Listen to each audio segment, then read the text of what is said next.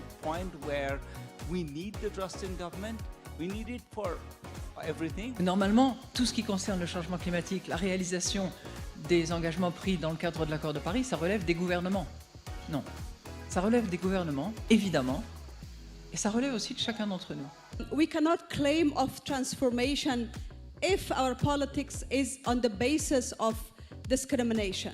Et nous assistons à un renversement. Renversement pourquoi ? Parce qu'il y a eu la réapparition de l'inflation.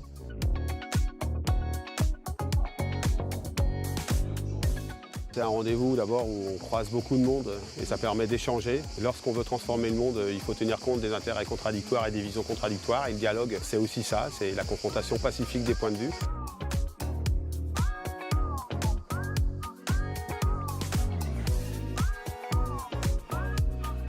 Être ici, en tout cas, ça donne de l'espoir. On était à 8h du matin à une table ronde à présenter les engagements de la jeunesse et on était salle pleine. Donc je pense qu'il y a une vraie envie, il y a une vraie appétence, il y a une vraie prise de conscience qu'on est à un moment de bascule où on est, je pense, à l'aube du pire comme du meilleur possible et que ça se joue maintenant.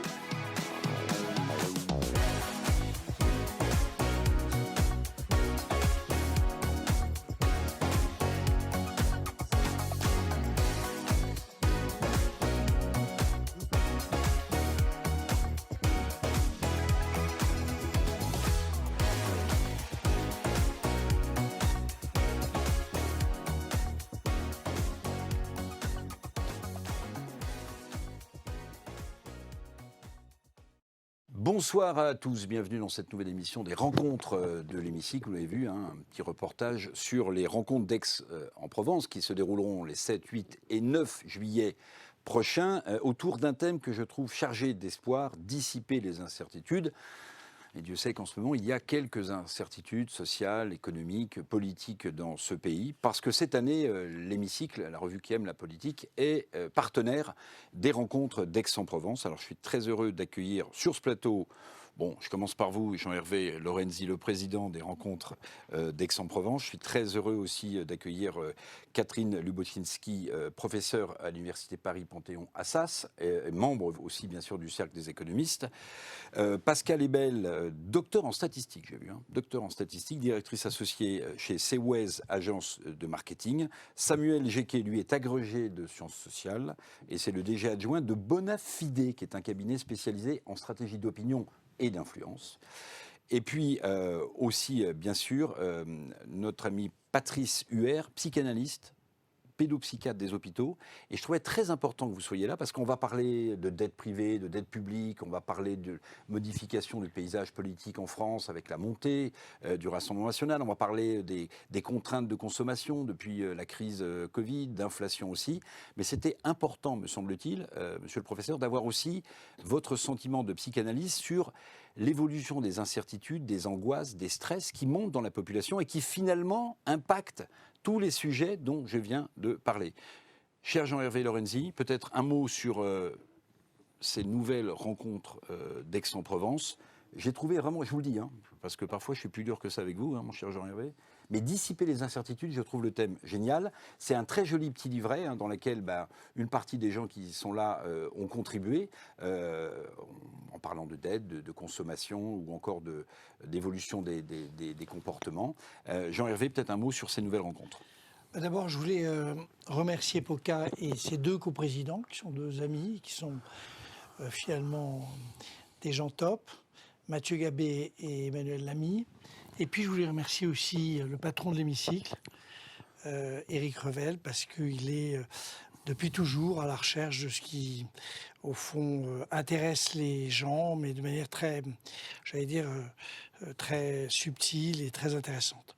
Alors maintenant, c'est vrai qu'on se réunit à travers ce livret ou ce petit livre qui, en réalité, est le point de démarrage d'une grande aventure. La grande aventure, ce sont les rencontres économiques d'Aix 2023. Vous l'avez dit, c'est vrai que le sujet, il est formidable.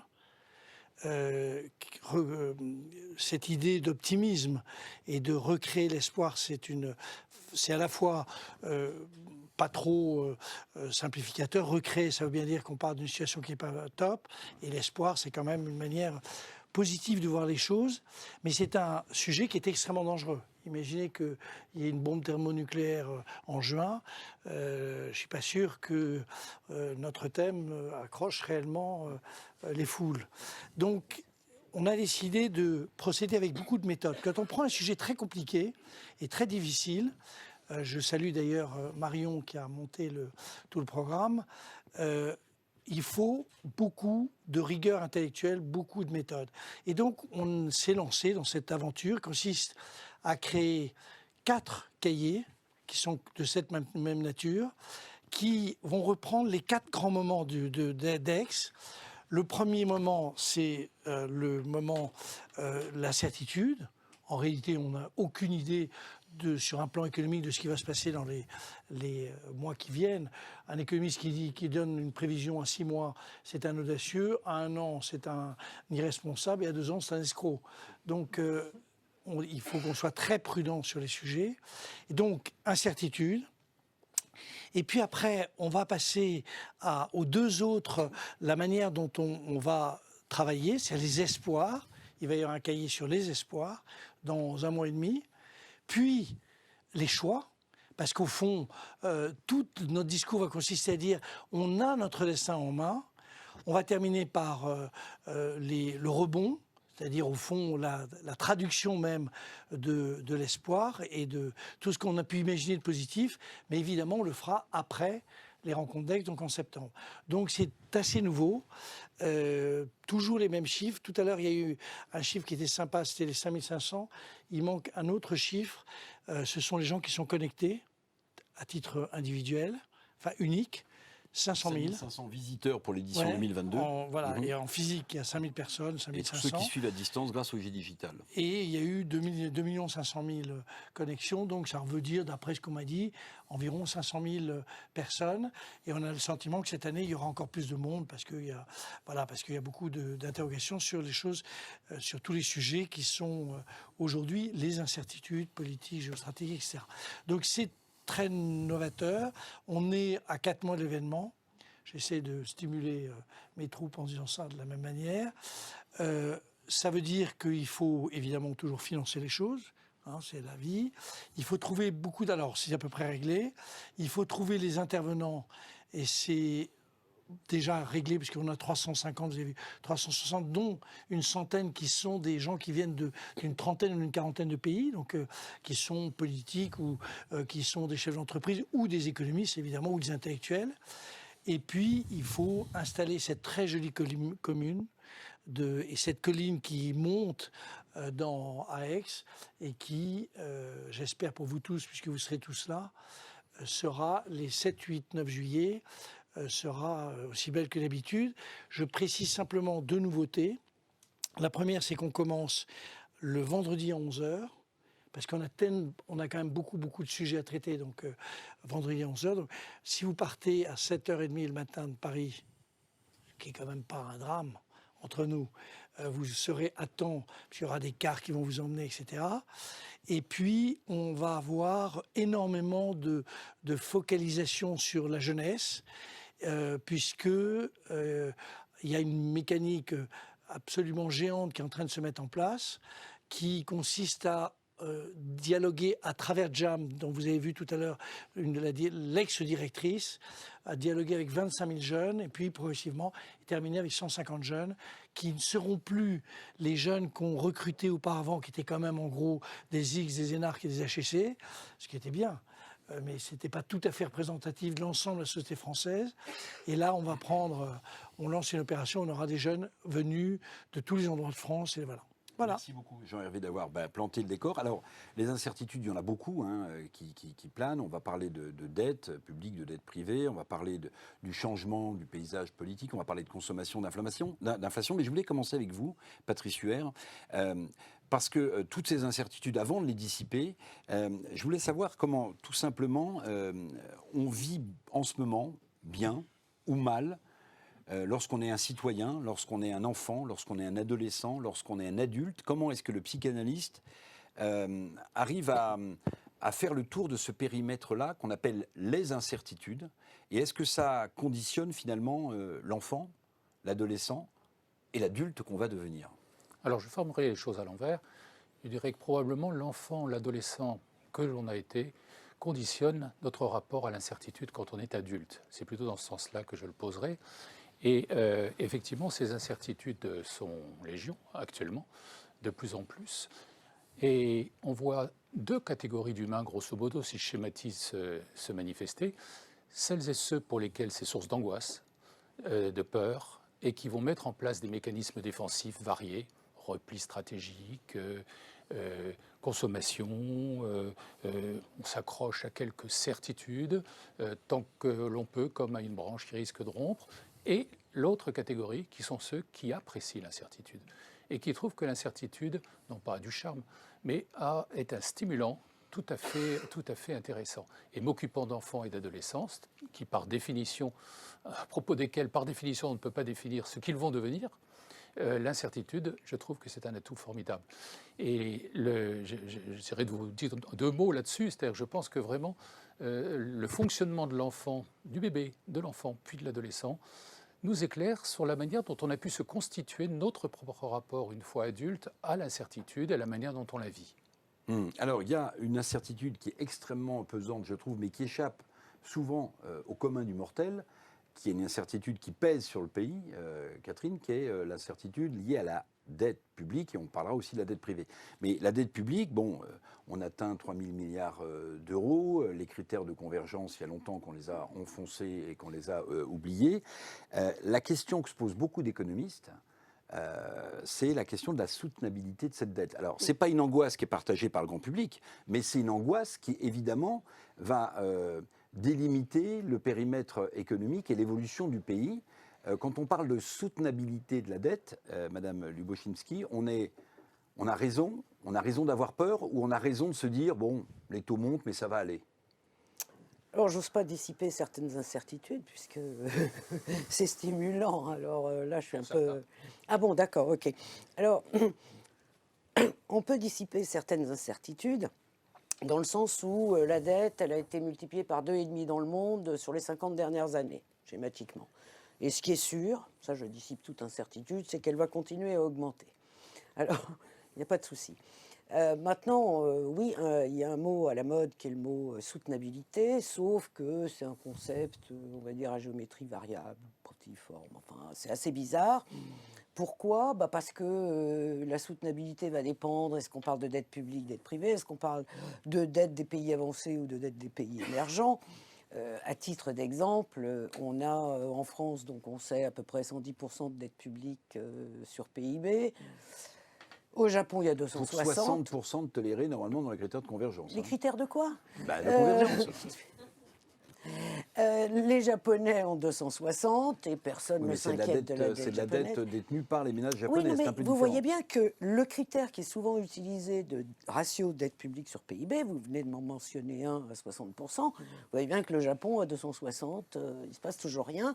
Par contre, le Ghana, lui, avec 84% de dette sur PIB, fait quasiment défaut là en ce moment. Donc ce n'est pas un problème de ratio dette sur PIB. C'est d'autres problèmes, parce que ça dépend aussi si c'est de la dette domestique ou de la dette extérieure. Qui détient la dette? Quand on est endetté vis-à-vis de l'extérieur, il y a beaucoup plus de fragilité parce que ces flux internationaux de capitaux, il y a des dynamiques qui sont un peu différentes et ils sont beaucoup plus instables. Et on voit que malheureusement, les dettes extérieures sont très importantes pour les pays moins avancés. En France, la dette extérieure continue à augmenter. C'est-à-dire qu'on est à la fois très fiers que les non-résidents détiennent nos dettes publiques, mais on oublie que ça peut être aussi un petit danger s'ils partent soudainement. Donc on voit que c'est cette question de soutenabilité, on va faire une réponse d'économiste classique, ça dépend. Et ça dépend d'un grand nombre de facteurs. C'est une vraie question d'angoisse. Alors, ou c'est pour vous Oui, quand même. oui, mais il y a des individus qui sont toujours angoissés, comme il vient de nous être expliqué. Je me souviens, il y a 30 ans, il y avait déjà des écrits sur la France va faire faillite avec sa dette publique qui était même à l'époque, je crois, inférieure à 60% du PIB. Donc il y a toujours des angoissés, il y a toujours des Cassandres, parce qu'on fait plus attention à eux qu'à ceux qui sont optimistes, et c'est dommage. Maintenant, il faut savoir que le service de la dette a diminué avec la baisse des taux, et ce qui angoisse, c'est qu'il y a une remontée des taux.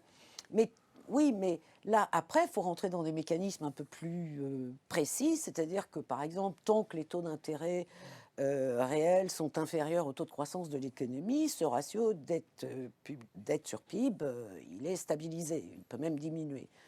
Évidemment, on peut s'inquiéter parce que là, les prévisions de croissance ne sont pas très, très optimistes. Hein. Bon, on va éviter la récession, on va dire que c'est positif. Donc, il y a tout cet enfin, il y a un grand nombre d'aspects qu'il faut prendre en compte pour dire est-ce que la dette est soutenable.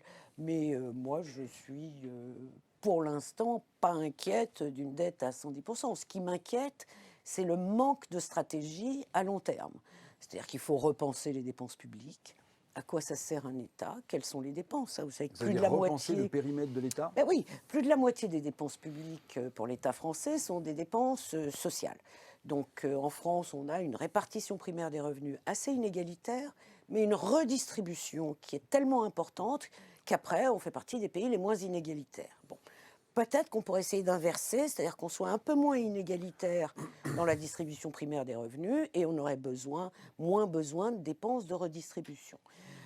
Quand on regarde, j'ai trouvé un chiffre qui m'a saisi il n'y a pas très longtemps, sur 1 000 € de dépenses faites par l'État, 60 vont aux 3 fonctions régaliennes. Sécurité, 60 €. 60 € sur 1 000 €. Sur 1 000 €. Bah, c'est pas beaucoup. Pour 3 fonctions régaliennes. Oui. C'est-à-dire la Sécurité, justice, défense, police, justice. Bon, il faut, et personne n'est content de l'efficacité de ces 3 fonctions régaliennes. Donc, il faut repenser plus globalement les dépenses publiques. Où est-ce qu'on veut affecter les dépenses? Et le débat sur les retraites devrait s'inscrire dans cette logique, ce qui n'a pas été fait depuis le début. Il faut repenser ça, et compte tenu des investissements massifs qu'on va devoir faire pour les transitions numériques, écologiques et tout, il va falloir augmenter les impôts. Et les impôts, mais pas les impôts de tout le monde. Les impôts, la tranche. C'est les entreprises, vous, qui vous chagrinent. Mais prenez entreprises, ménages. Non, c'est pas la question. Prenez entreprises, ménages confondus, regardez les travaux de Zuckman. On a déjà des taux de fiscalité dans le CDE. Non, mais pas du tout. Le taux marginal d'imposition aux États-Unis, taux marginal, donc pour les plus riches, a atteint 90% dans les années 60. Et les États-Unis n'étaient pas à l'arrêt, il y avait de la croissance très forte. Donc on n'a pas le droit de relier taux d'imposition. Donc c'est taxer les plus riches pour vous? Lisez les travaux de Zuckman. Non, mais je vous pose la question. Saisissants. Oui. Taxer les plus riches. Les vraiment riches, pas les classes moyennes. Et peut-être le débat sur les super-profits est un débat qu'on aurait dû avoir dans ce pays. Voilà, puisqu'il va falloir augmenter les impôts pour faire face à ces centaines de milliards. Donc un peu plus d'équité. Et l'impôt sera beaucoup mieux accepté. Alors, avant d'aborder un sujet qui concerne les Français, qui concerne leur angoisse et leur stress, la consommation et l'inflation, Jean-Hervé Lorenzi, quand même un mot. Est-ce que ça ne vous inquiète pas d'avoir un service de la dette, quand même, puisque Mme Lubomszynski en parlait, qui représente quasiment la collecte de l'impôt sur le revenu, quand même? Ça veut dire que le service de la dette, c'est quand même... non, d'accord, c'est pas la TVA, mais c'est quand même une masse considérable, ce service de la dette. Je partage 99% de ce que dit Catherine. Un détail près, c'est quand tu parles des dépenses publiques, il y a toute une... On le redit inlassablement, on est là, c'est terrible, la France est à 57%. Il y a en réalité de vraies dépenses publiques, il y en a 32%. Le reste, c'est la répartition. Le mot d'ailleurs de retraite par répartition, c'est Monsieur X qui a tel âge, qui passe à Madame Y qui a tel âge. Il y a, en réalité, à part le fonctionnement, les retraites coûtent à l'État environ une 50aine de milliards, les 30 milliards pour lesquels il abonde, les régimes spéciaux, les trucs tout le bins, plus les déséquilibres qu'il peut avoir qui sont de l'ordre entre 10 et 20 milliards d'euros. Donc c'est pas du tout les montants et c'est pas de la dépense publique. Voilà, donc, soyons prudents, on a un professeur de médecine, la médecine est pour partie publique, pour partie privée. On a toujours l'impression qu'on est dans un dispositif qui est un dispositif où on met les dépenses militaires et les dépenses de protection sociale dans le même paquet. Vous savez, il y a une question que se posent les Français, pardonnez-moi, et la psychiatrie en France est totalement abandonnée, et on n'investit plus dans les services de psychiatrie en France. Mais il y a une question que se posent les Français, qui est une question de base, et qui leur ferait du bien pour gommer cette incertitude, c'est où passe l'argent qui a dépensé. Alors vous me dites c'est de la redistribution, ce sont les amortisseurs sociaux, mais les Français, ils ont l'impression qu'ils payent de plus en plus d'impôts et qu'ils ont moins en moins de services publics. Oui, alors c'est une impression. C'est pas vrai. C'est une impression, les taux d'imposition. Non, Ce que je veux dire, on paye de plus en plus d'impôts. Quand on regarde l'évolution de la pression fiscale, elle a diminué pour les entreprises, énormément sur les 30 Ça, c'est l'impôt de dernières production. années. Mais pas que, l'impôt sur les profits aussi. Enfin, ça a diminué sur les dernières années, c'est impressionnant. Sur les ménages, ce qui pèse énormément, c'est la TVA, c'est pas l'impôt sur le revenu. Qui est un impôt injuste par définition. Qui est la un TVA. impôt injuste. C'est Bien pour sûr. ça que je vous parlais d'équité. Quel que soit son dans les- niveau de revenu, on paye le même, Voilà, le même taux il faut de TVA. mettre un petit peu d'équité dans les prélèvements et on s'en sortira mieux. Alors, je voulais aborder la question aussi de la consommation et de l'inflation, parce que les Français comprennent bien que le calcul du panier de l'INSEE ne correspond pas à l'envolée des prix alimentaires qu'ils subissent tous les jours dans les hyper. Est-ce que, Pascal Ebel, vous avez le sentiment que il y a, depuis la crise de Covid, on va partir de là, des produits, des dépenses de consommation qui sont contraintes aujourd'hui. Et puis peut-être, vous pourriez nous éclairer aussi sur l'idée que la mise en place de paniers anti-inflation par les hyper, puisque celui du gouvernement a échoué, c'est aussi l'assurance d'avoir peut-être plus tard, dans quelques années, des gens qui ont tellement mal consommé qu'on va avoir des malades, des cardiaques, des diabétiques. Oui, je crois que vraiment la question qui se pose aujourd'hui, c'est vraiment cette question du poids du logement. On n'arrive pas à le résoudre en France. On est le pays d'Europe, juste derrière la Slovaquie et la Tchéquie, où on a le poids du logement le plus élevé. Et en fait, on n'a pas réussi à changer de modèle. Donc ça vient de notre façon de se loger, notamment d'avoir beaucoup de propriétaires et donc de tenir à ce que les loyers soient élevés. Donc c'est le poste dans le logement dans lequel on a le loyer. Mais évidemment, il y a aussi toute la partie énergie, eau et les prix, évidemment. L'eau, on n'en parle jamais, mais c'est un des produits sur lesquels le prix a le plus augmenté. Donc en fait, cette contrainte qui, en termes d'inégalité, elle est beaucoup plus forte et il y a une augmentation de 17 points entre les plus riches et les plus modestes, le poids de ce poste-logement. Il y a 17 points de différence entre les plus modestes, chez qui ça pèse 17 points de plus que chez les plus riches. Et il y a 40 ans, il n'y avait pas d'écart entre les plus riches et les plus pauvres. Donc finalement, ce qui reste, une fois qu'on a enlevé ce poste-logement, c'est des inégalités fortes. Alors évidemment, quand on regarde le niveau de vie, on dit les inégalités en France ne sont pas importantes. Mais si on regarde ce qui reste après avoir enlevé ce poste-logement, les inégalités sont très fortes. Et ça, finalement, c'est ça qui fait le ressenti, en fait, des consommateurs. Je me souviens, on avait travaillé sur le pouvoir d'achat effectif en 2003, parce qu'on voyait bien ça. On voyait bien que les Français nous disaient l'inflation, je suis gêné dans ma façon de consommer, alors qu'il n'y avait pas d'inflation, il n'y avait pas de baisse de pouvoir d'achat. Et c'était lié à ça, à cette dépense contrainte. Et donc ça, évidemment, ça crée des distensions quand on a une inflation qui a commencé sur le poste énergie, puisque finalement, ça va toucher des catégories de population qui ne sont pas forcément les plus modestes.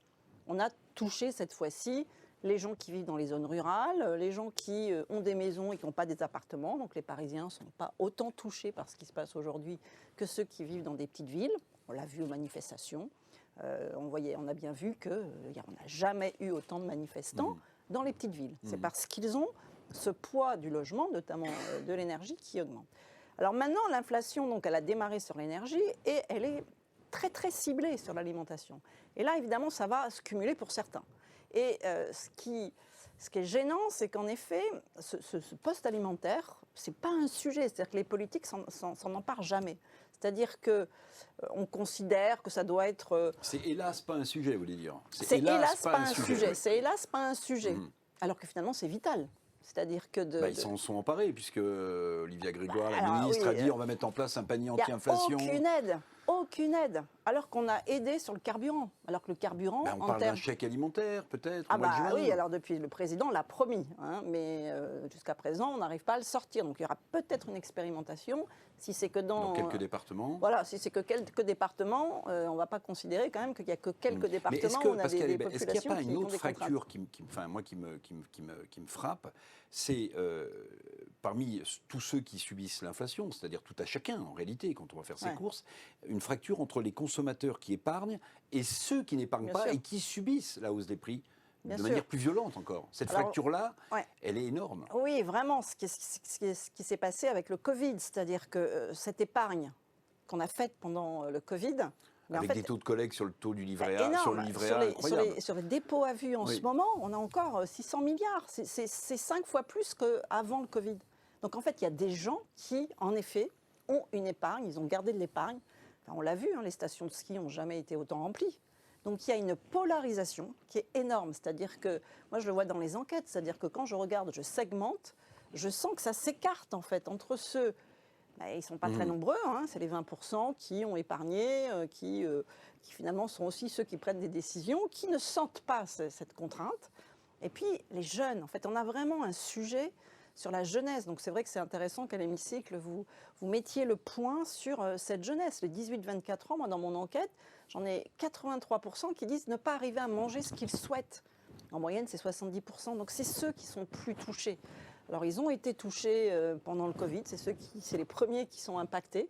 Les dépressions, c'est toujours énorme. Mais pardonnez-moi, Et le donc, fait, ils sont frustrés. pour ceux qui peuvent se le permettre, que l'épargne, notamment populaire, enfin, Ouais. le livret A, c'est par définition, même si ça doit servir à financer le logement, le gouvernement se dit que ça va peut-être servir à autre chose, à financer la transition écologique, mais dans l'inconscient collectif, peut-être que le fait d'épargner massivement, comme on l'a vu, c'est que précisément, Jean-Hervé ou mesdames, messieurs, c'est le sentiment que les Français n'ont pas du tout l'impression qu'on va dissiper les incertitudes. C'est de l'épargne de précaution, c'est de l'encaisse de Bien sûr. précaution. Ouais. Donc dissiper les incertitudes, les Français, quand ils épargnent massivement, est-ce qu'ils ne répondent pas? Je ne crois pas à la dissipation des incertitudes. Ah oui, là c'est sûr qu'en ce moment, depuis 3 ans, les incertitudes, elles font qu'augmenter. C'est-à-dire qu'ils s'en rajoutent, c'est un millefeuille, on ajoute les incertitudes sur tout. Et finalement, le taux d'épargne a augmenté au dernier trimestre 2022. Parce qu'il y a finalement ceux qui ont les moyens, ils n'ont pas confiance dans l'avenir et finalement ils vont continuer d'épargner. Et puis on a quand même ce décalage qui, petit à petit, s'est un petit peu réduit entre les plus âgés, qui finalement, l'écart de revenus entre les plus âgés et les plus jeunes, on était un des pays, il y a quelques années, où on avait l'écart le plus fort.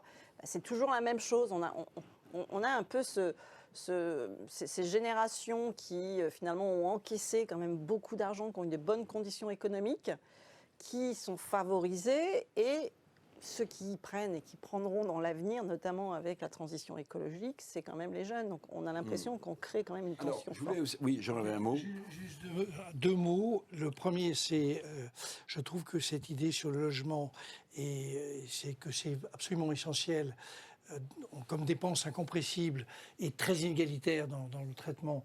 C'est quand même la principale erreur des gouvernements qui sont succédés. Tout le monde sait que le président de la République ne s'intéresse pas au problème de logement.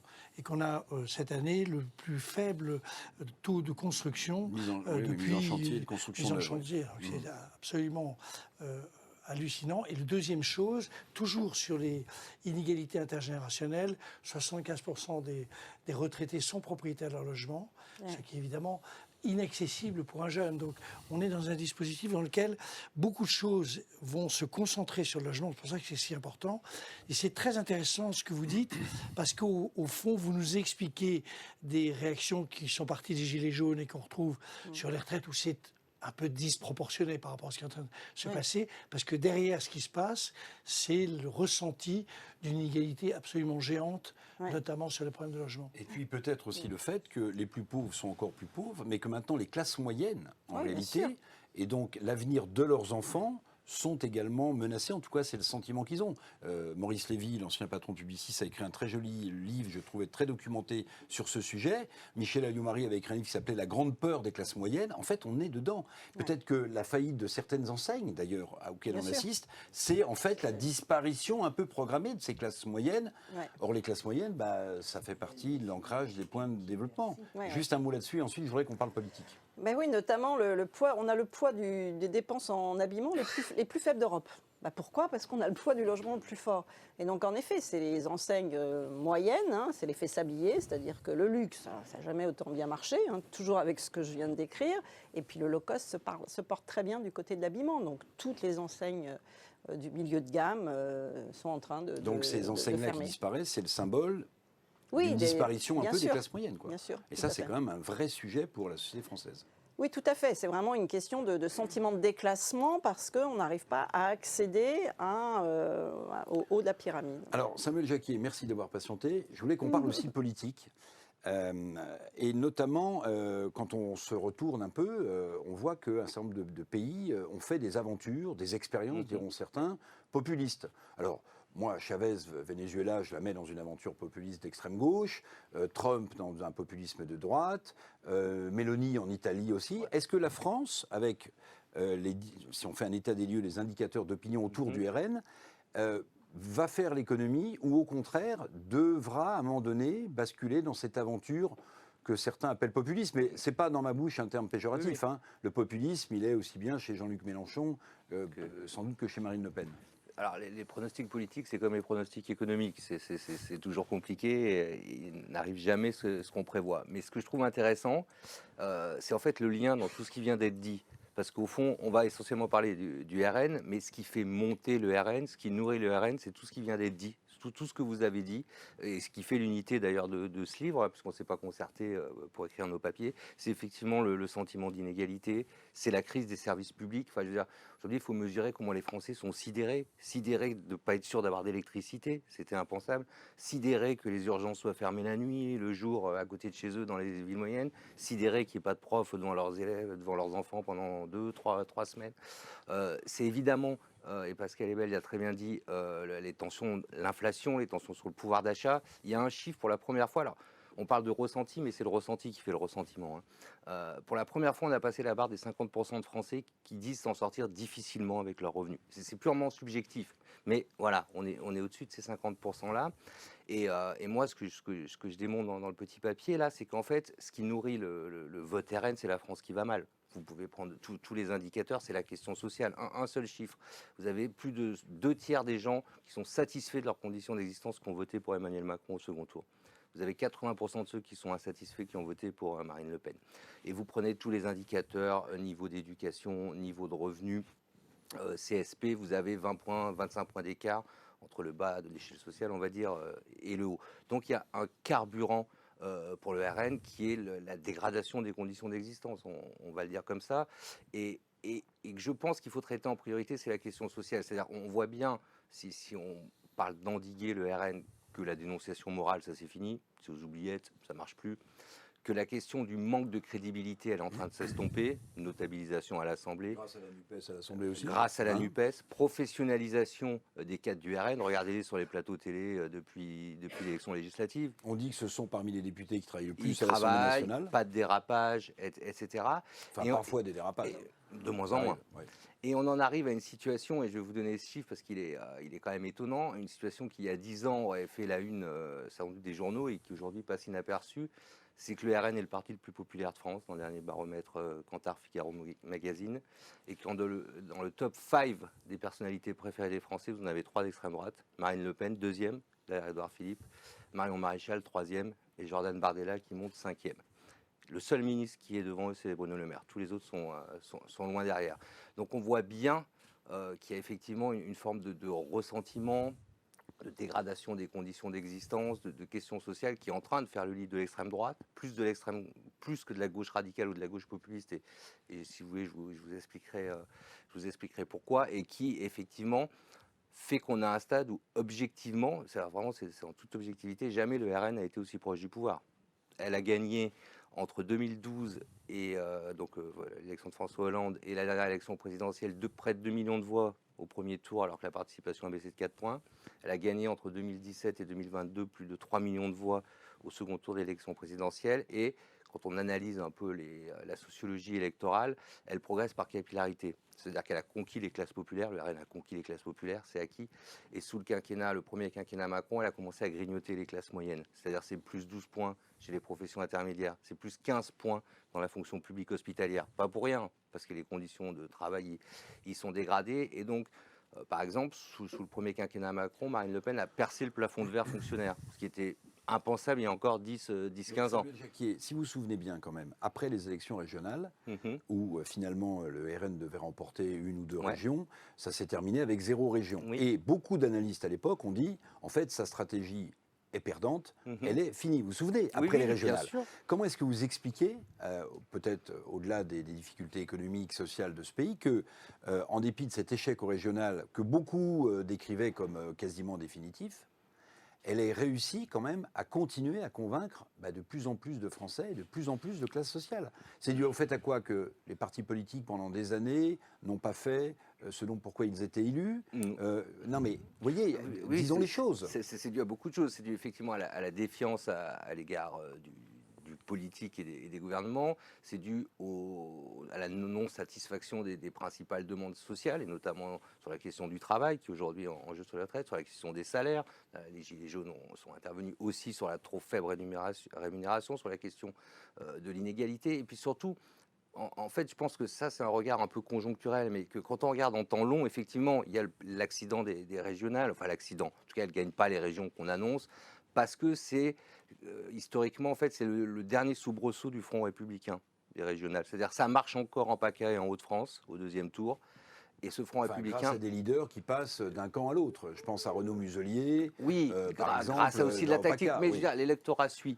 Et la vraie rupture, pour moi, c'est les législatives, les dernières législatives, où là, le Front républicain explose. Il y a un chiffre qui est très clair. En 2017, dans les affrontements RN En Marche, on gagne plus de 93%. Là, cette fois, il en perd 56% des duels face au RN. Pourquoi? Parce que l'électorat de gauche joue plus le jeu du Front républicain. Et puis, quand c'est le RN face à LFI, c'est l'électorat macroniste qui joue plus le jeu du Front Et une républicain. porosité aussi entre l'électorat LFI et l'électorat Rassemblement National. Vous avez 15-20% des voix. Oui. Oui. Qui se déportent du candidat LFI sur le candidat Rassemblement National s'il est en position de l'emporter. Alors, ça, c'est en très légère augmentation, cette porosité. Et c'est effectivement, pour moi, c'est l'enjeu politique de la prochaine élection présidentielle, puisque effectivement, et c'est la thèse de Jérôme Sainte-Marie, le sondeur qui a rejoint Marine Le Pen, c'est la constitution de ce qu'il appelle le bloc populaire. Le bloc populaire, quantitativement, il est majoritaire en France, il n'y a aucun doute. Mais pour arriver à ce qu'il soit majoritaire, il faut réussir une alliance électorale, effectivement, entre l'électorat mélenchoniste et l'électorat Le Peniste. Samuel Jacquet, juste, dernière question avant qu'on continue le débat qui est passionnant. Vous avez vu cette initiative des jeunes à droite qui ont fait la une d'un magazine, donc le jeune Zemmourien, dont j'ai oublié le nom, le jeune Le Peniste et le jeune LR. Oui, j'ai vu. Vous avez vu. Alors ça a provoqué un tollé dans les états-majors, notamment chez les LR, mais est-ce que vous croyez à une alliance des droites qui porterait, sans coup férir, encore plus facilement Marine Le Pen au pouvoir? Alors là évidemment, l'exemple, c'est l'Italie. Oui. Ça, c'est l'exemple que toute la droite et la droite extrême européenne regarde, qui était plus facile à faire, parce qu'évidemment, c'était des coalitions parlementaires et pas une élection présidentielle. Quand vous regardez les sondages, vous avez à peu près, on va dire, la moitié de l'électorat de droite, LR, traditionnel, classique, qui est prêt ou se dit prêt à une alliance avec le RN. Les sympathisants RN, ils sont plutôt favorables, et eux aussi. Donc là, ça se joue au niveau des appareils. Donc je pense qu'il y a une partie de l'appareil LR qui effectivement refusera ça et retentera de placer la droite à la place du macronisme, puisque le macronisme va disparaître avec Emmanuel Macron. On en a à peu près... Enfin, pas beaucoup d'héritiers, ou en tout cas de courants politiques structurés qui pourra lui succéder. Et puis, il y aura effectivement des tentations, avec Maréchal, avec d'autres, de fédérer la droite extrême ou l'extrême droite. Mais il y a quand même une chose qui s'est passée et qui explique aussi pourquoi Marine Le Pen en est là où elle est aujourd'hui, c'est qu'elle peut dire un merci énorme à Éric Zemmour. Éric Zemmour a déradicalisé Marine Le Pen. Il a été plus outrancier, il a été plus raciste. Il a normalisé. Il l'a banalisé, Oui. il l'a remis dans le champ de la droite, ou de la droite un peu conservatrice ou un peu sociale, ce que vous voulez. Mais en tout cas, par ses outrances, il a effectivement légitimé. Toute dernière question, parce qu'après je voudrais voir comment pèsent les incertitudes chez les patients, alors sans les citer évidemment que vous avez, mais toute dernière question, pourquoi est-ce qu'en France, il y a un tabou absolu à l'union des droites, alors qu'il n'y en a jamais eu à l'Union des gauches en 1981, alors que le Parti communiste de Georges Marchais était un parti stalinien. Pourquoi est-ce que... bon, le fascisme, bien sûr, la Shoah, bien sûr, mais pourquoi est-ce que pendant des années, en fait... C'est Vichy, quand même. Enfin, Oui. c'est Vichy et le gaullisme, historiquement, qui fait ça, qui fait que la droite met un cordon sanitaire. C'est l'héritage gaulliste du refus du pétinisme. Donc c'est une partie de la droite, en fait, qui crée son propre cordon sanitaire, ça que vous dites. Oui, enfin, à la suite du gaullisme, à la suite de Jacques Chirac, il y a quand même, et qui est lié à la spécificité de l'histoire française, du régime de Vichy, de la collaboration, etc. Alors que, pour le coup, les communistes étaient dans la résistance à ce moment-là. Monsieur Huer, je voulais vous interroger sur, alors je ne sais pas si vous pourrez répondre à ma question, mais en tout cas elle m'intéresse beaucoup, j'espère qu'elle intéressera tout le monde. Parmi toutes les incertitudes qu'on a évoquées, de dette qui échappent aux Français, parce que ça leur passe au-dessus de la tête, hein, puisque l'argent est devenu magique, donc il n'y a pas de raison de se soucier de la dette non plus, les problèmes de consommation. Quelles sont les incertitudes dans les gens qui vous consultent, qui vous semblent peser le plus sur leur état psychique ? Alors, je trouve qu'on assiste à un changement, une évolution tout à fait intéressante. Pendant très longtemps, il y a eu ce que Margaret Mead avait appelé le conflit des générations, hein. Les jeunes se mettant en opposition aux générations précédentes, leur faisant quantité de reproches et espérant construire un monde meilleur et différent. Donc quelque chose d'agressivité, hein, intergénérationnelle, et en particulier dans les périodes de paix civile, puisqu'en période de guerre, on les adore, les adolescents, on les met au premier rang. Et là, on assiste, dans ce que je peux percevoir intervenant pas seulement auprès de patients, mais aussi d'adolescents en milieu ordinaire, hein, en collège, en lycée, etc., c'est qu'ils sont en train d'élaborer, quand je dis ils, c'est évidemment pas représentatif de l'ensemble, mais il y a des tentatives d'élaboration d'une autre manière de faire, c'est-à-dire de ne pas être forcément dans l'opposition et la conflictualité avec la génération précédente, quels que soient les reproches qu'ils peuvent leur faire, d'égoïsme, etc., mais d'imaginer un monde différent où les relations sociales seraient différentes et où les objectifs principaux de vie ne seraient pas forcément les mêmes. Et ça, je trouve que c'est très frappant. Le Covid a amplifié considérablement ce mouvement-là. Et j'ai par exemple un certain nombre d'étudiants en psychothérapie qui, après avoir fait de grandes études, rentrent dans une entreprise et puis au bout de 15 jours disent au chef d'entreprise, écoutez, moi je m'ennuie, je m'en vais, je démissionne. Ils ne veulent plus tellement de CDI, c'est ce que je vois, ils veulent des CDD. Ils sont dans un rapport au temps, dans un rapport à l'engagement assez différent. Alors on peut se dire tout fiche, tout va à volo, ou on peut se dire il y a quelque chose qui est en train de germer, qui rend compte d'une autre manière de penser la vie. C'est-à-dire donner du sens, y compris à son travail. Oui, et à sa vie, et à soi, et aux autres, et aux relations aux autres. Alors, et ça, je trouve que c'est plutôt réconfortant. C'est très intéressant, c'est très intéressant. Je vais vous poser une question générale pour répondre à qui veut. En fait, peut-être qu'on est en plein débat sur la réforme des retraites. Peut-être que l'une des explications de cet échec, hein, parce que dans les sondages, même si une majorité de Français pensent que cette réforme sera votée, une majorité, 68% dans le dernier baromètre JDD, s'y oppose. Est-ce que, en fait, le gouvernement ne s'y est pas mal pris? C'est-à-dire, il a fait une réforme, j'allais dire, logicielle, une réforme comptable, alors que peut-être il aurait dû commencer par prendre en considération ce que vous venez de dire. C'est-à-dire que les jeunes générations, les Y, les Z, oui, ils ont besoin qu'on donne du sens à leur travail. Et un rapport au travail différent. Voilà. Mais ça, est-ce que c'est pas... je ne sais pas qui veut répondre. Oui, ils auraient dû écouter Laurent Berger qui leur avait proposé de faire des assises du travail avant de faire la réforme des retraites. Mais c'est exactement ça. C'est les modifications effectivement du rapport au travail qui sont évidemment très fortes chez les jeunes, mais pas que. L'IFOP a publié un sondage très intéressant sur est-ce que le travail est une contrainte ou un épanouissement. 58% contrainte plus 10 points en 10 ans. 58% contrainte. Contrainte, c'est voilà, la vision marxiste du travail comme aliénation, etc.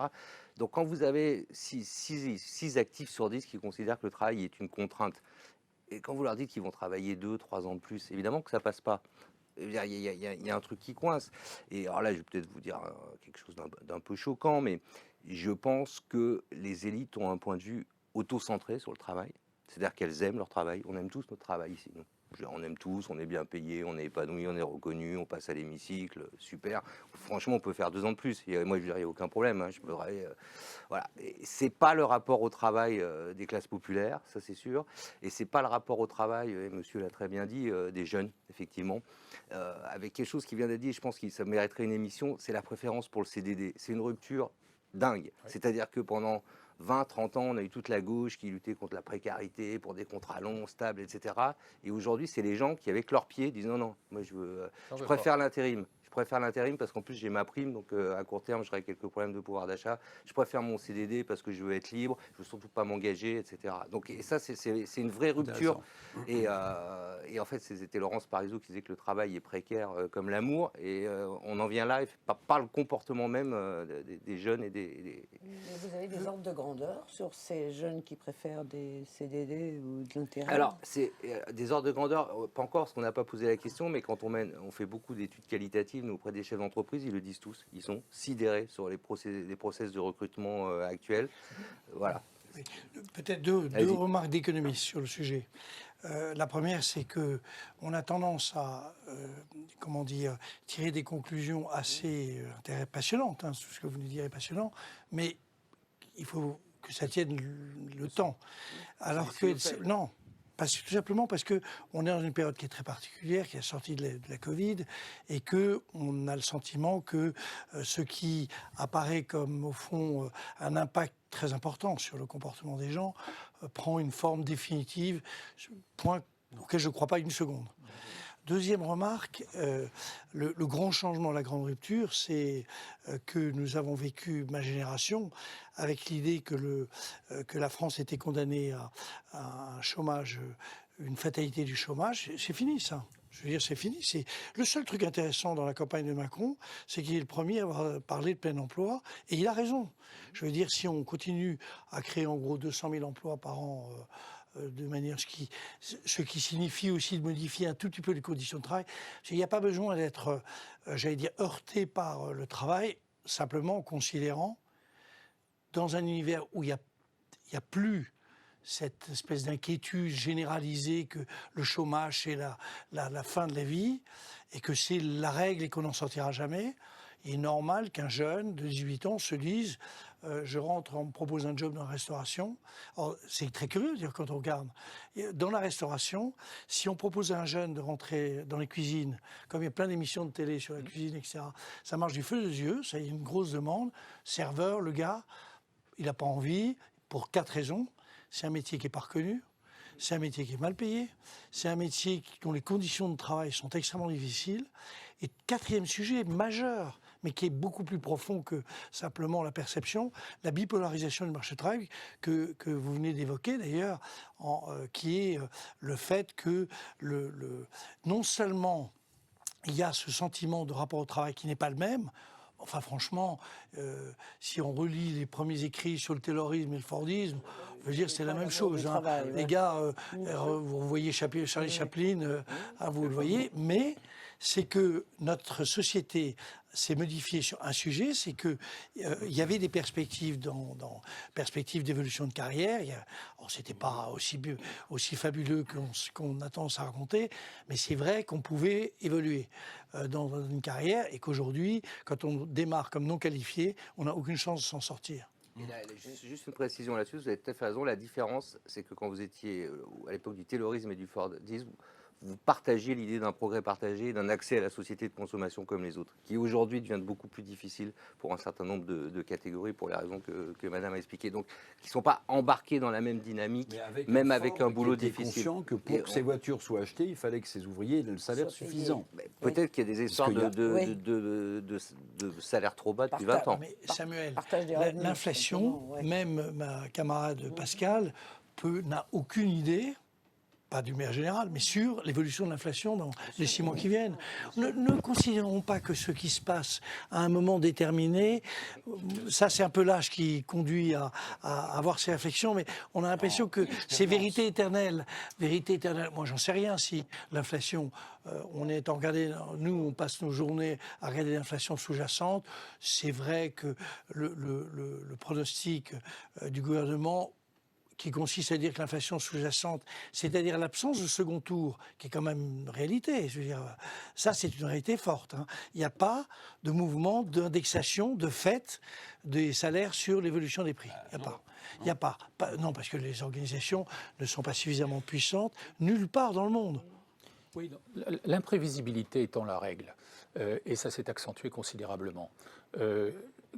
De mon point de vue de pédopsychiatre, je ne vois qu'une solution qui a commencé à être un petit peu engagée, mais très légèrement, qui est comment va-t-on préparer le mode de fonctionnement des futurs adultes en s'attelant dès aujourd'hui aux tout petits. C'est-à-dire que la manière dont ils vont pouvoir se situer face à l'inattendu, face à l'imprévisible, est une composante psychologique, un fonctionnement psychologique qui, pour l'instant, n'est toujours pas intégré dans les programmes d'éducation nationale où on doit répéter ce que les anciens vous ont enseigné et ont appris.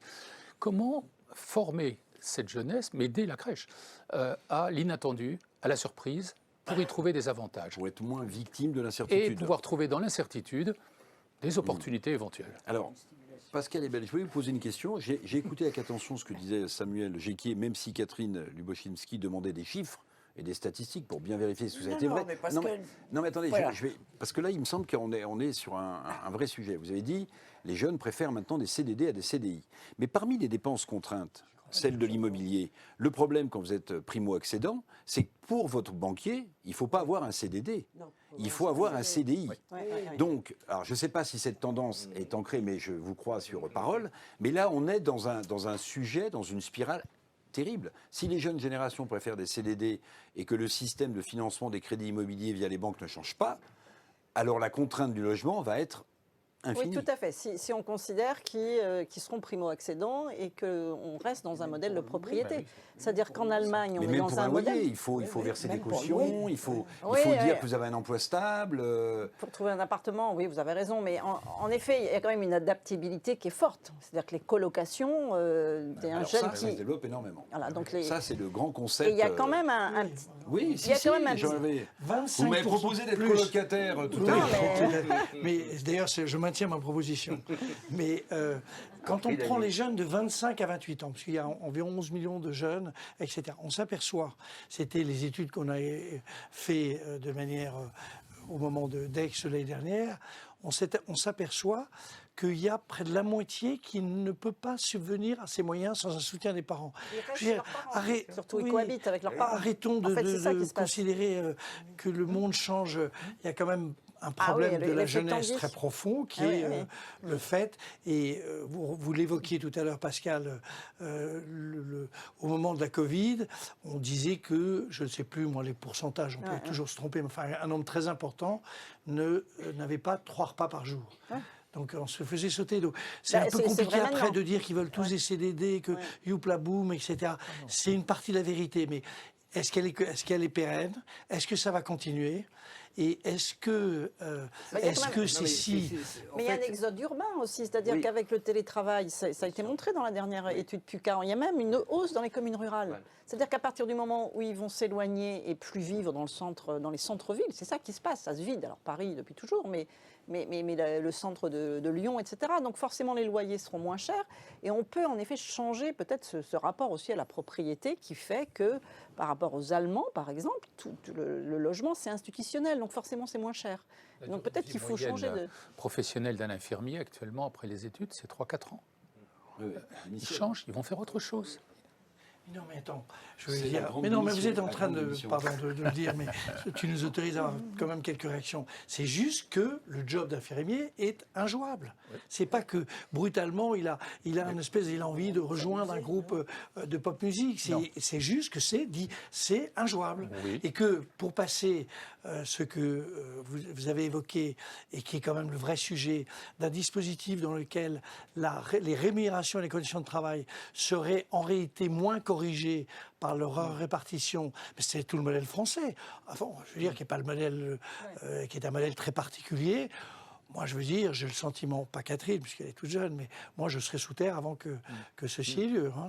Catherine Luboszinski, je m'adresse au professeur. Mais si, je veux dire, est-ce que là, ce qu'on décrit sur le sens que les jeunes générations veulent donner au travail, sur la différence qu'on a peut-être aujourd'hui de vouloir rentrer absolument dans une entreprise et y faire carrière, est-ce que auprès de vos étudiants, vous sentez ces choses-là de manière très concrète? Alors, votre question est très intéressante, mais j'aime pas y répondre parce que moi, je suis face à un échantillon extrêmement biaisé. Je suis prof dans une université parisienne, en plein centre de Paris. J'ai des étudiants qui sont en 4e ou 5e année. C'est quand même un sacré biais statistique. Alors, c'est vrai que parmi ces étudiants, il est clair qu'ils cherchent un CDI, qu'ils aspirent à un travail qui va leur plaire. Et puis en plus, j'enseigne filière finance, donc bon, ils vont gagner de l'argent. Ils vont gagner de l'argent. Maintenant, on a presque honte de le dire, mais bon. Donc voilà, mon échantillon, il n'est pas du tout représentatif. Par contre, moi, j'avais une question à propos du chiffre que vous avez donné sur 58% des jeunes considèrent le travail comme une contrainte. Des actifs, pas des jeunes. Mais c'est pareil chez les jeunes, des jeunes actifs, pareil. Mais moi, il me semble que c'est un problème générationnel. C'est par contre, j'ai l'impression que chez les jeunes, parce que je papote beaucoup avec eux et d'autres choses que de la finance, j'ai l'impression qu'il y a juste un rejet global des contraintes Et là, je m'adresse aux spécialistes. Est-ce que je me trompe? Est-ce que je fais une mauvaise interprétation? Ou est-ce que c'est... Non, il y a recherche vraiment d'un équilibre différent entre le travail Mais pas et que par la vie rapport au personnelle. travail. Globalement, ils veulent plus de contraintes. Non, je suis pas. Ça J'en dépend sais rien. lesquels. Ça dépend lesquels. Ils sont capables de s'en infliger des terribles, par ailleurs. Bon, mais non, je suis pas sûr de ça, moi. Je suis pas sûr de ça. Ils veulent une liberté de vie personnelle, donc il faut un espace suffisant pour cette liberté, mais c'est pas au détriment de l'investissement du travail, de mon point de vue. Hein, pour Non, mais ceux- c'est un point de vue global sur les contraintes. Ils Oui. veulent plus de liberté. Oui, ils veulent faire Oui, leur propre choix. oui. Ils veulent choisir, plus ouais. les 12 ou 14 heures par jour qu'ils ont vu effectuées par d'autres. Hein. Ça, non. Oui. Cette vie-là, Et ça ne puis- les intéresse et puis, pas. Monsieur le professeur, peut-être aussi qu'ils illustrent, moi, cette phrase que je cite souvent, mais que je trouve très pertinente. L'expérience est une lanterne qui, accrochée dans le dos, ne sert à éclairer que le chemin parcouru. Oui. Confucius, pourquoi je dis ça? Parce qu'il y a des générations de jeunes aussi qui ont vu. On parle beaucoup d'employabilité des seniors en ce moment. Hein. Il y a la proposition d'un CDI senior, qui ont vu aussi leurs parents s'engager beaucoup dans une entreprise, y faire carrière, et à 55 ans être éjectés Oui. comme Oui, des oui, malpropres, absolument. en réalité. C'est Est-ce que ça n'a pas aussi Si, si, obéré bien un sûr. peu leur... Ça, c'est- Si, bien ouais, sûr. c'est Mais je vois pas, délicat. au niveau des internes, quand j'étais interne, on travaillait 48 heures d'affilée, bien souvent, on enchaînait dans les gardes, etc. Aujourd'hui, c'est impossible d'imaginer ça. Hein, ce serait un scandale. Ils vont faire le temps qui est prévu par les textes, et puis pas plus, quoi. Hein, pour avoir du temps pour eux. Ils font plus quand même. Bon, je un mets peu en plus, garde. mais pas Je 48 mets en heures. garde. Allez, un mot de On a- conclusion, Oui, Gervais. non, je mets en garde. Il y a eu un papier que je trouve effrayant qui s'appelait l'épidémie de flemme. Ah oui, non, ça Le c'est droit à la paresse. Ah oui, oui. non, Enfin ça- non, mais laissons tomber la malheureuse Oui, là, qui a sorti ça. Non, non, c'était Le- Jérôme Fourquet dans le Figaro. C'est Non, non, ça, je suis totalement d'accord. débile. Bien sûr. C'est totalement débile. C'est-à-dire que moi, je Non, bien vais sûr. dire la vérité, c'est quelqu'un, un interne qui était à Faut bien payer 48 les heures. retraites, quand même, hein. Il avait 48 heures. Maintenant, il a envie d'en avoir peut-être 42 ou 35. Veut dire, ça ne signifie pas du tout que son job ne l'intéresse pas. C'est pas parce qu'on change quelques paramètres que la vie change complètement. Non, non, le job Il y a une intéresse. petite erreur. Alors, je parle même pas du papier que je trouve nul, c'est-à-dire expliquer qu'un pays entier est saisi par une grande flemme. très bien. De quel droit et sur quel chiffre il a pu inventer ça. Les gens parlent souvent d'eux-mêmes. Oui, par le chou. Mais je trouve que on fait d'ailleurs demain une grande annonce. On s'aperçoit que, par exemple, les taux d'activité des jeunes sont en train d'augmenter de manière très significative. Quand on regarde les chiffres, mais ça c'est le défaut des économistes, hein, qui ne comprennent pas grand-chose à autre chose qu'à quelques chiffres. Mais les chiffres disent pas tout à fait ce qu'on raconte. C'est-à-dire que on s'aperçoit que les taux d'activité des jeunes ont tendance à augmenter. Il est très en retard par rapport aux pays européens. C'est pas l'âge de départ à la retraite qui est différent des autres pays européens. C'est le taux d'activité des plus de 60 ans. Oui. Où c'est ça le sujet. Ah bah, dans le cas de OCDE, on est très loin, même si on monte un peu. Oui, C'est oui, on je est très pense loin. qu'on peut, en conclusion, tomber d'accord en fait sur le changement, c'est la modification du rapport de force entre l'employeur et l'employé, Exactement. Oui. en raison du plein emploi. Et là-dessus, vous avez raison. Et c'est vrai qu'il a été brutal et rapide, enfin assez brutal et rapide, et que depuis 30 ans, on avait des chefs d'entreprise, des recruteurs qui ont fait des enquêtes sur les DRH, ils vous disent tout ça, qui étaient quand même, bah écoute, tu veux pas du boulot, j'ai une pile de CV comme ça, voilà, et des candidats qui avaient peur du chômage, et ce truc-là s'est renversé. Et donc aujourd'hui, c'est effectivement aux employeurs d'augmenter les salaires, de faire du télétravail pour les postes qui peuvent le faire, d'avoir des conditions de travail attractives.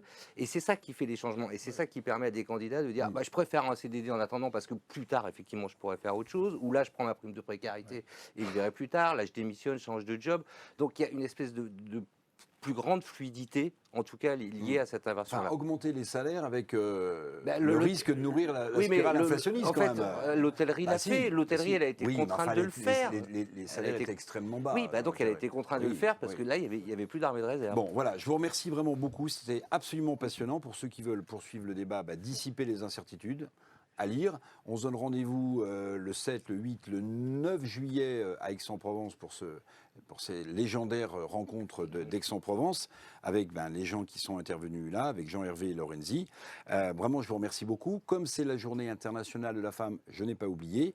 Je voulais juste qu'on passe pour terminer, et je vous salue d'abord, cette vidéo sur les assises de la parité pour rendre hommage aux femmes, à nos tantes, à nos mères, à nos sœurs et à celles qui vont les suivre. Bonsoir.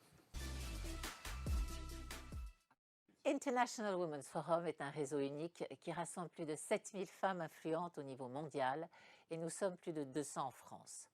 Nous œuvrons pour l'égalité femmes-hommes dans les enjeux sociétaux et contribuons notamment à intégrer des femmes au sein des instances décisionnelles des entreprises. Nous avons décidé il y a près de 5 ans de créer les Assises de la parité pour rassembler au travers d'un dispositif unique tous les acteurs engagés sur ce sujet et participer activement à faire bouger les lignes. L'occasion notamment de se mettre en mouvement collectivement, de partager et aider à mettre en pratique les initiatives qui fonctionnent en France et à l'international, de décrypter les grandes tendances et de mobiliser largement en interne et en externe.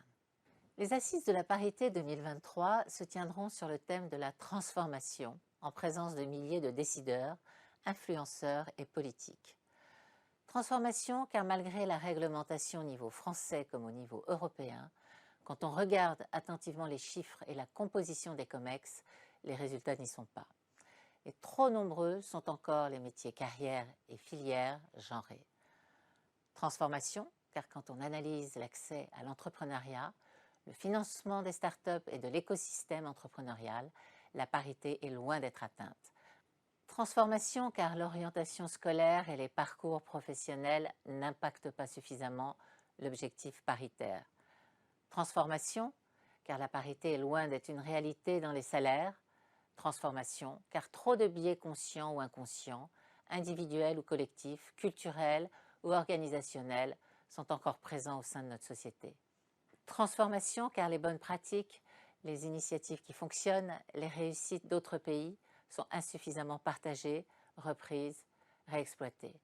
Transformation car on recherche souvent que des rôles modèles alors qu'il faut avant tout créer des conditions de réussite. Au regard de vos envies, engagements et objectifs en matière de parité, je compte sur vous pour rejoindre et élargir notre collectif composé d'une 50aine d'entreprises et institutions.